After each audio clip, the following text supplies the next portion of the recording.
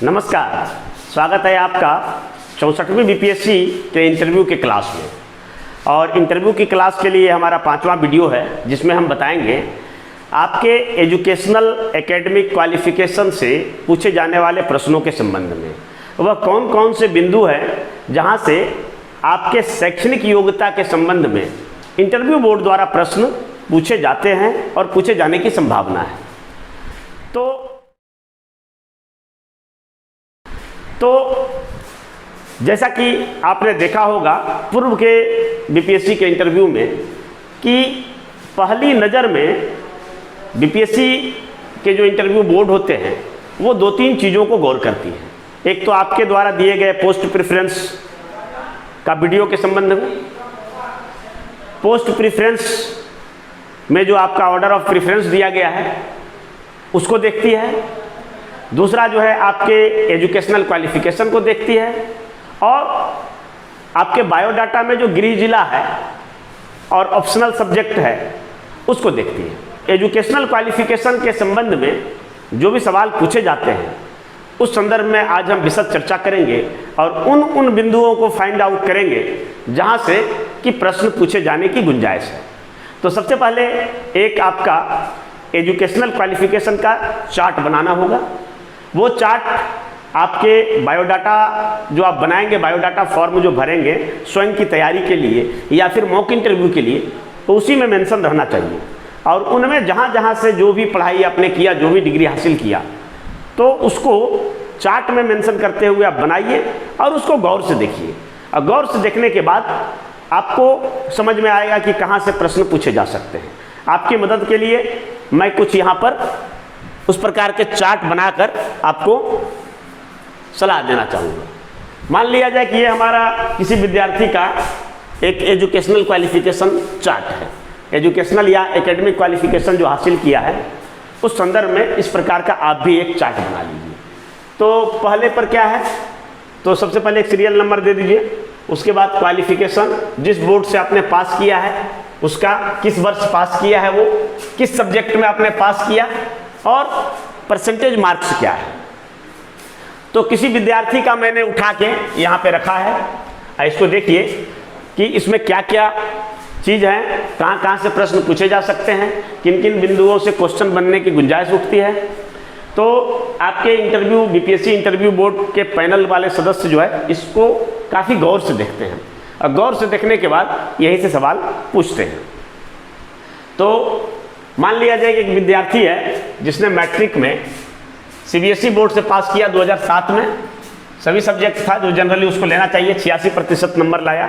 फिर इंटरमीडिएट में वो बिहार बोर्ड से एग्जाम दिया और 2010 में पास किया, साइंस स्ट्रीम था, 63% मार्क्स आया।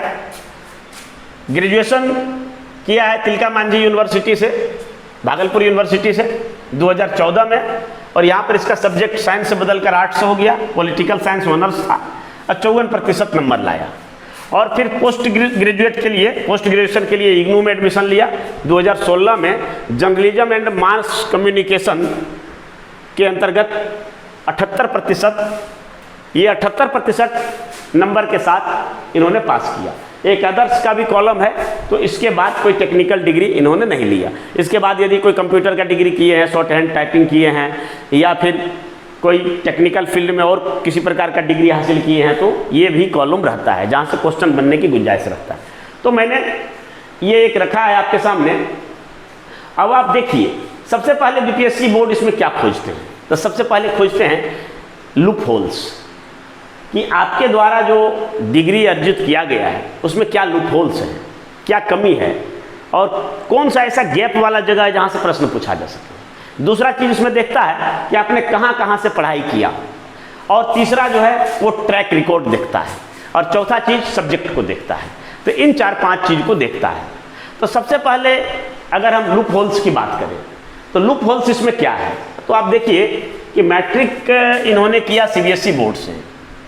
मैट्रिक जो पास किया वो सीबीएसई बोर्ड से पास किया 2007 में, और पुनः इंटर जो किया वो बिहार बोर्ड से किया। तो ये ऐसा क्यों हुआ, पहले सीबीएसई बोर्ड से पढ़ते थे फिर बिहार बोर्ड में पढ़ने लगे, यहाँ से एक सवाल पूछा जा सकता है। हालांकि ये सब औपचारिक सवाल होते हैं, जिनका जवाब जो है मैन टू मैन वेरी करता है, और किस कारण से ऐसा हुआ ये जवाब हर के पास जो है होता है, और ईमानदारी पूर्वक उसका जवाब देना चाहिए। जो रीजनेबल काउज है, जो भी उचित कारण है वो इसमें दर्शाना चाहिए, इसमें कोई दिक्कत नहीं, इसका कोई आंसर सही या गलत नहीं होता है। हाँ, बीपीएससी बोर्ड के जो मेंबर होते हैं वह ये जरूर जांचना चाहते हैं कि देखते हैं कि ये क्या कारण बताते हैं, क्या बहाना तो नहीं बना रहे हैं, कितनी प्रखरवादी है, कितना सत्यवादी है, कितना ईमानदारी से वो जवाब देते हैं, इन सब चीज़ों को देखना चाहते हैं। इसका कोई प्रश्न का उत्तर गलत या सही नहीं होता है। तो ये एक चीज़ है। दूसरा लूप होल्स है कि इन्होंने 2007 में मैट्रिक किया तो 2 साल में, मतलब 2009 में इन्हें इंटर कर लेना चाहिए, परंतु इन्हें इंटर करने में 3 साल लगा। तो 2 ही स्थिति हो सकता है, या तो 1 साल ये फेल किए होंगे या फिर किसी साल पढ़ाई छोड़ दिए होंगे। इन सब चीज़ों को भी ईमानदारी पूर्वक से रख देना चाहिए बोर्ड मेंबर के पास कि सर मेरी तबीयत खराब हो गई थी इसलिए इस साल हमने परीक्षा नहीं दे पाया, या उस समय हमारी कुछ ऐसी कंडीशन आ गई थी, कुछ आपदा विपदा आ गया था, या मेरा मन से पढ़ाई से मन उचट गया था जिस कारण से मैं फेल हो गया, और फेल होने के बाद मुझे फिर जो आत्मज्ञान मिला, जो हमें प्रेरणा मिली लोगों से, और उसके कारण से फिर मैंने मन से पढ़ाई किया और फिर जो है मैं दूसरे वर्ष पास हुआ। तो इस प्रकार की। दूसरा तो है कि देखिए साइंस सब्जेक्ट से यहाँ पढ़ाई किया है और 63% नंबर लाया, तो यह भी एक लूप होल्स है कि आप 86% नंबर लाए हैं और फिर 63% नंबर लाया गया। तो यहाँ पर भी बताया जा सकता है, क्योंकि बोर्ड टू बोर्ड वेरी करता है, सीबीएसई बोर्ड में जिस तरह से नंबर दिए जाते हैं उस तरह का नंबर बिहार बोर्ड में नहीं दिए जाते। एक तो ये कारण है। दूसरा कारण है कि मैट्रिक के समय में हमने सर ध्यान से थोड़ा पढ़ाई किया था और काफ़ी ज़्यादा गार्जियन के प्रेशर थे, तो उस कारण से, और बहुत छोटा छोटा प्रश्न लिखने होते थे, कई सारे कारण हो सकते हैं। इंटरमीडिएट में आके हमारे पास थोड़े सा कंडीशन बदल गया और साइंस सब्जेक्ट में हम प्रश्न को अच्छा से लिख नहीं पाए, या जो भी कारण होगा उचित कारण वो आपको बताना है। फिर देखिए अब अगला लूप होल्स क्या है कि आप बीएसवी बोर्ड से पास किए इंटरमीडिएट, ग्रेजुएशन के लिए आप तिलका मांझी यूनिवर्सिटी भागलपुर में एडमिशन लिया और 2014 में आपने ग्रेजुएशन किया। तो 2014 में किया तो यहाँ भी देखिए 3 साल में ग्रेजुएशन हो जाना चाहिए, यानी 2013 में ग्रेजुएशन हो जाना चाहिए। 1 साल अधिक लगा। तो ये जो 1 साल अधिक लगा, क्यों लगा, इसका भी एक उचित कारण होना चाहिए। हो सकता है कि 2010 के बाद आप साइंस स्ट्रीम में थे, 1 साल आप मेडिकल या इंजीनियरिंग की तैयारी किए और फिर उधर नहीं हो पाया, या फिर उसका उधर आपका मन नहीं डिगा, तो फिर आप आर्ट्स लेकर पढ़ाई करने लगे। तो ये भी कारण हो सकता है। या एक सबसे बड़ा जो कारण होता है वह ये होता है कि यूनिवर्सिटी का सेशन लेट होता है। प्रत्येक यूनिवर्सिटी का कुछ न कुछ सेशन लेट होता है, जिसके कारण क्या होता है कि 3 साल का डिग्री कभी 4, कभी 5 वर्ष, कभी 6 वर्षों तक में भी कंप्लीट होता है। हालांकि बहुत सारे यूनिवर्सिटी जो है वो सेशन को रेगुलर कर रहा है, करने का प्रयास जारी है, परंतु ये आम बात है। तो अगर ये कारण रहेगा तो ये कारण भी दर्शा देना है ईमानदारी के साथ। अब देखिए एक लूप होल और है कि आप साइंस पढ़ते थे और फिर आर्ट्स में चले आए। इस सवाल का जवाब भी मैन टू मैन वेरी करेगा कि क्यों जो है आप साइंस पहले पढ़ते थे। बोर्ड मेंबर आपको पूछ सकता है कि क्या आप साइंस पढ़ते थे तो साइंस में आप फिसड्डी साबित हुए इसीलिए आर्ट्स लिए हैं। तो यहाँ पर बताना है कि नहीं सर, साइंस भी अच्छा सब्जेक्ट है और साइंस में एक सीमा तक ज्ञान लेने के बाद मुझे ज़रूरत महसूस हुई कि मैं सिविल सेवा में जाऊँगा तो मुझे आर्ट्स का भी नॉलेज होना चाहिए, यानी मानविकी विषयों का भी नॉलेज होना चाहिए, इसलिए मैंने साइंस से फिर आर्ट्स की ओर आया। ठीक है, कई तरह के इसमें सवाल आ सकते हैं, तरह तरह से बोर्ड मेंबर इस तरह के प्रश्न पूछेंगे ताकि आप जवाब देने में निरुत्तर हो जाएं, लेकिन जो उचित कारण होगा वो बताएंगे। तो ये पॉलिटिकल साइंस से आपने ऑनर्स किया और फिर यहाँ नंबर हो गया 54%। तो लगातार जो है डिक्रीजिंग ऑर्डर में जो नंबर जा रहा है यह सबसे बड़ा लूप होल है। बोर्ड मेंबर पूछ सकते हैं, इससे तो यही पता चलता है कि आप पहले पढ़ने में काफ़ी होशियार थे और बाद में धीरे धीरे आप कमज़ोर होते गए। तो फिर आप धीरे धीरे कमज़ोर होते जाएंगे तो आज तक भी कमज़ोर हो रहे होंगे, तो फिर कैसे आप प्रशासनिक सेवा के लिए कार्य कर पाएंगे, कैसे आप डीएसपी के लिए कार्य करेंगे। इस तरह के प्रश्न हो सकते हैं, उसके लिए आपको प्रिपेयर होकर जाना है। कुछ प्रश्न के उत्तर तो मैं भी बताऊंगा और तैयारी के दौरान कि क्या इसका उत्तर हो सकता है। ठीक है, तो अब इन सब का एक जो उचित उत्तर होना चाहिए, तो बस यही है कि पहले में तो आप बता देंगे, क्योंकि सीबीएसई बोर्ड में उसका जो परीक्षा का पैटर्न होता है उस अनुसार से नंबर थोड़ा मिलता है। इंटर में चूँकि मैं थोड़ा सा बीमार हो गया था, या मेरे घर में कुछ विपदा हो गई, या मेरा पढ़ाई से मन उचट गया, इसलिए नंबर कम हुआ। और ग्रेजुएशन में जाके क्या हुआ कि मानविकी विषय में नंबर कम आता है। हमने सभी प्रश्नों का उत्तर लिखा, लेकिन यहाँ जो मूल्यांकन की पद्धति होती है वो इस प्रकार से होती है कि थोड़ा नंबर कम होता है, और इस कारण से मुझे नंबर कम आया और इसको फिर से मैं सुधार करने लग गया। या जो भी कारण है कि उस दौरान हमारी शादी हो गई, अगर कोई महिला कैंडिडेट हैं तो वो बता सकते हैं, हमारा विवाह हो गया, या मेरे पिताजी बीमार पड़ गए थे, या कुछ इस प्रकार का उचित कारण बता सकते हैं जिस कारण से मेरा परसेंटेज नंबर कम आया। तो ये ग्रेजुएशन की बात हुआ। अब देखिए पोस्ट ग्रेजुएशन। तो पोस्ट ग्रेजुएशन पीजी करने के लिए इन्होंने जब सोचा तो ये इधर टीएम यूनिवर्सिटी, टीएमयू यूनिवर्सिटी से नहीं बल्कि इग्नू से इन्होंने पीजी किया। तो इग्नू से पीजी किया 2016 में, ठीक है। यहाँ तो सेशन रेगुलर है, लेकिन ये पॉलिटिकल साइंस जो इनका ऑनर्स था उसको नहीं रख के इन्होंने जर्नलिज्म एंड मास कम्युनिकेशन यानी पत्रकारिता में इन्होंने पीजी किया और नंबर लाया 78%। ये सबसे भी क्वेश्चन हो सकता है कि आप जब पॉलिटिकल साइंस के विद्यार्थी थे, यह भी पूछा जा सकता है कि आप कहीं अस्थिर मानसिकता के तो नहीं हैं। आप साइंस पढ़ रहे थे, फिर पॉलिटिकल साइंस लिए, फिर जर्नलिज्म किए हैं। तो जब जर्नलिज्म का कोर्स किए, इतनी मेहनत से पढ़ाई किए, तो आपको तो पत्रकारिता में जाना चाहिए, इधर सिविल सेवा में क्यों आ रहे हैं? तो इन सब प्रश्नों का उत्तर आपको ढूंढना है, ये क्या करना है, ठीक है। क्योंकि डिग्री लेना और ज्ञान प्राप्त करना कोई गुनाह नहीं है। हम आर्ट्स के विद्यार्थी होकर साइंस का भी ज्ञान प्राप्त कर सकते हैं, रख सकते हैं। कई सारे विद्यार्थियों को तो हम ऐसा देखें कि साइंस के विद्यार्थी हैं, परंतु कुछ आर्ट्स के विद्यार्थी को साइंस के बारे में उनसे ज़्यादा ज्ञान है। तो ये हो सकता है। तो मेरी इच्छा थी, मेरा एक कौतूहल था, जिज्ञासा था कि पत्रकारिता मुझे करना चाहिए, और इस कारण से मैंने किया। लेकिन मेरा लक्ष्य था सिविल सेवा में जाना, इसलिए। तो ये सब प्रश्न का उत्तर हो सकता है, इसको बनाना पड़ेगा, फ्रेमिंग करना पड़ेगा। जब आप बैठकर सोचेंगे इन विषयों पर तो अपने आप प्रश्न का उत्तर आएगा। और जब आप मॉक इंटरव्यू में जाएंगे, बोर्ड के समक्ष पेश होंगे छद्म साक्षात्कार में, तो वहाँ पर इन प्रश्नों का उत्तर जो है आपको बताया जाएगा। हमारे मॉक इंटरव्यू बोर्ड में आप आते हैं तो इन प्रश्नों का यहाँ पर भरमार रहता है। तो इस प्रकार से तो पहला क्या है कि ये लूप होल्स आपको पूछे जाएंगे। इसके लिए मैंने कुछ बनाए हैं, उसको भी देख लीजिए कहाँ कहाँ से प्रश्न पूछेंगे। तो पहला जो मैं चर्चा कर रहा था लूप होल्स के बारे में, ये लूप होल्स से सवाल रहेंगे, लूप होल्स। उसके बाद क्या रह सकते हैं कि यूनिवर्सिटी कॉलेज में पढ़ाई का वातावरण कैसा था, ठीक है। तिलका मांझी यूनिवर्सिटी में आपने पढ़ाई किया है तो वहाँ का क्या वातावरण था। अब मान लिया जाए तिलका मांझी यूनिवर्सिटी में पढ़ाई कर रहे थे और फिर चल गए आप जेएनयू पढ़ने के लिए। तो जेएनयू तो खुद ही विवाद का गढ़ है। अगर जेएनयू से कोई पढ़ रहे हैं तो वहाँ से काफ़ी सारे प्रश्न हो सकते हैं। भाई तिलका मांझी से सीधा जेएनयू क्यों चले गए, या फिर दिल्ली यूनिवर्सिटी क्यों चले गए? दिल्ली में पढ़ते थे, सीधा बिहार के पटना यूनिवर्सिटी में क्यों पढ़ने लगे?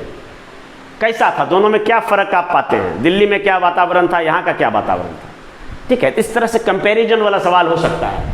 तो यूनिवर्सिटी कॉलेज में पढ़ाई का वातावरण, तो ये सब हमेशा सकारात्मक बोलना चाहिए। जहाँ तक चेंजिंग का विषय है तो उनमें कई कारण हो सकते हैं। पिताजी का ट्रांसफ़र होना कि दूसरे शहर में हो गया, या फिर हम दिल्ली में पढ़ते थे, हमारे पास उतने खर्च अफोर्ड नहीं कर सकते थे, जिसके कारण हम पुनः जो है अपने होम स्टेट में आ गए, बिहार में आके पढ़ाई करने लगे। यहाँ कम खर्च में पढ़ाई हो जाती है।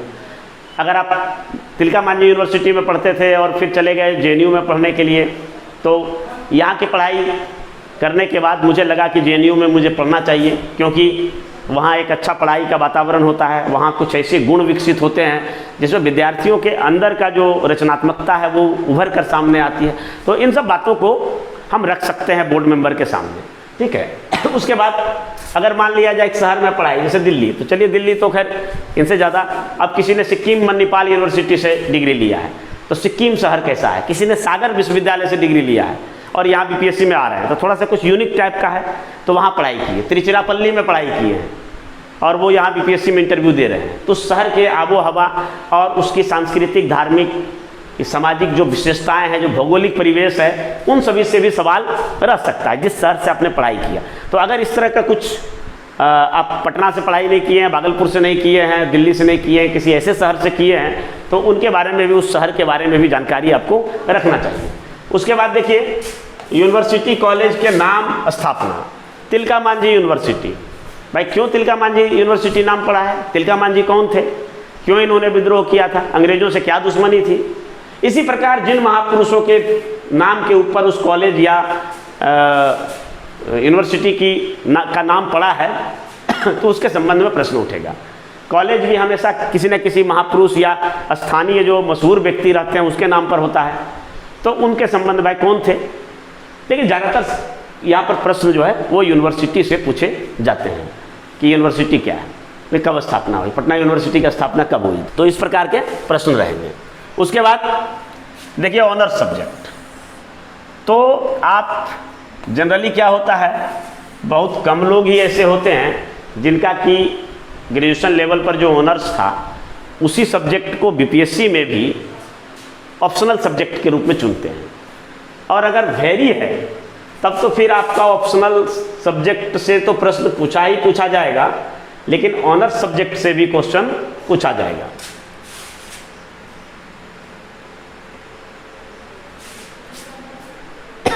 ऑनर्स सब्जेक्ट से भी क्वेश्चन पूछा जाएगा, ठीक है।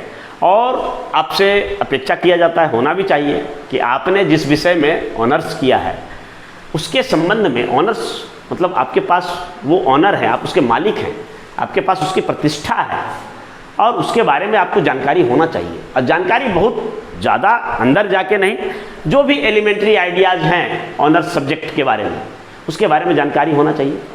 प्रमुख अवधारणा, उस विषय की परिभाषा ही बता दीजिए, कौन कौन सी पुस्तकें आपने पढ़ा है उस विषय में उसके बारे में जानकारी रख लीजिए।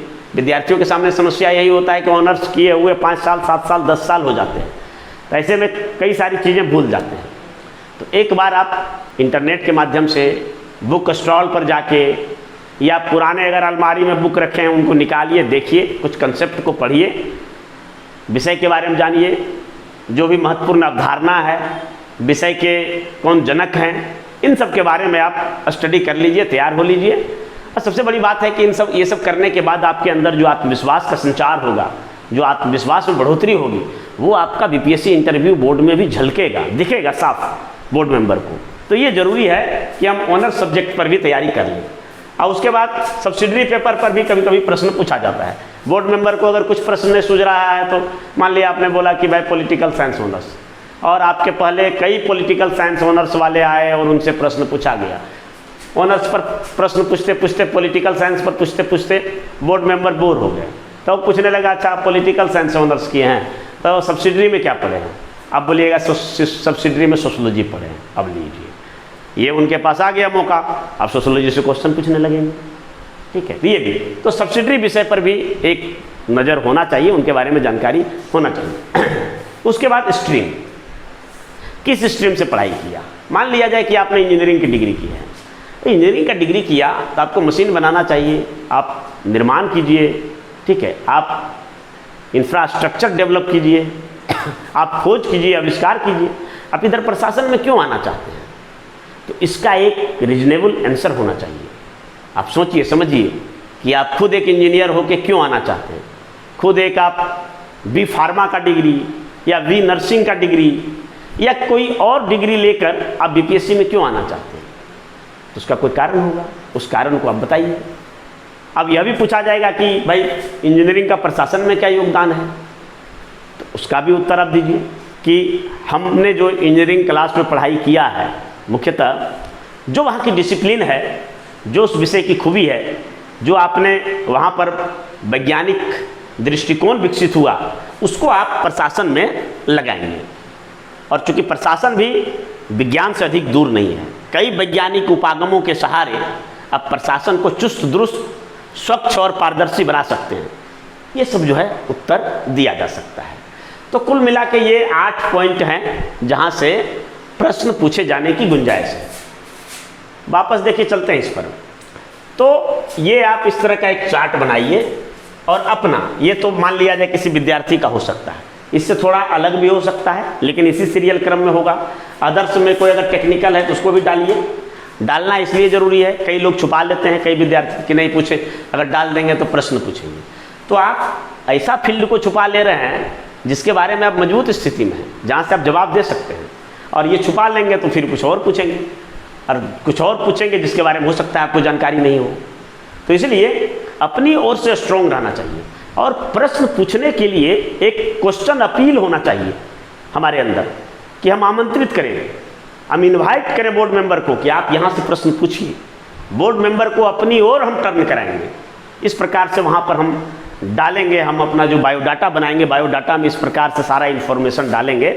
सच्चा इन्फॉर्मेशन डालना चाहिए, गलत नहीं डालना चाहिए, ताकि बोर्ड मेंबर को खुद हम इन्वाइट करें कि आप आइए यहाँ से प्रश्न पूछिए। और फिर देखिए बोर्ड मेंबर कैसे आपके इशारों पर नाचते हैं, वो कहीं इधर उधर नहीं जाएंगे और आप ही का बायोडाटा से प्रश्न पूछने में वो रह जाएंगे, जिसकी तैयारी करके आप जाएंगे, मजबूत स्थिति में रहेंगे, आपका आत्मविश्वास लेवल जो है काफ़ी हाई रहेगा। तो आप अच्छी तरीके से जवाब देकर आएंगे और अच्छी तरीके से जवाब देंगे तो अच्छा नंबर मिलेगा, अच्छा नंबर मिलेगा तो उच्च पदों पर आपका चयन होगा। तो इस तरह से एजुकेशनल क्वालिफिकेशन, एकेडमिक क्वालिफिकेशन की तैयारी आपकी होनी चाहिए। और इसी तरह से हमारा जो अगला वीडियो होगा वो प्रीवियस जॉब के संबंध में होगा। पूर्व सेवाओं में जो आप काम करते थे और वहाँ का कैसा अनुभव रहा और उस संदर्भ में आपकी क्या राय है, यह भी बोर्ड मेंबर जानना चाहता है, इंटरव्यू बोर्ड के मेंबर। तो वहाँ से भी प्रश्न होंगे और उन सारे प्रश्न बिंदुओं के साथ हमारा एक अगला वीडियो होगा। तब तक आप एजुकेशनल क्वालिफिकेशन का चार्ट बनाइए और उसका गहन अध्ययन और विश्लेषण कीजिए और वहाँ से उठने वाले प्रश्नों के खुद मन में आंसर तैयार कीजिए और जिस प्रश्न का उत्तर नहीं मिल पाता है उसे हमारे समक्ष रखिए, मैं उसका उत्तर बना के दूंगा। इसी के साथ धन्यवाद, जय हिंद। हम आपकी सफलता के लिए कामना करते हैं।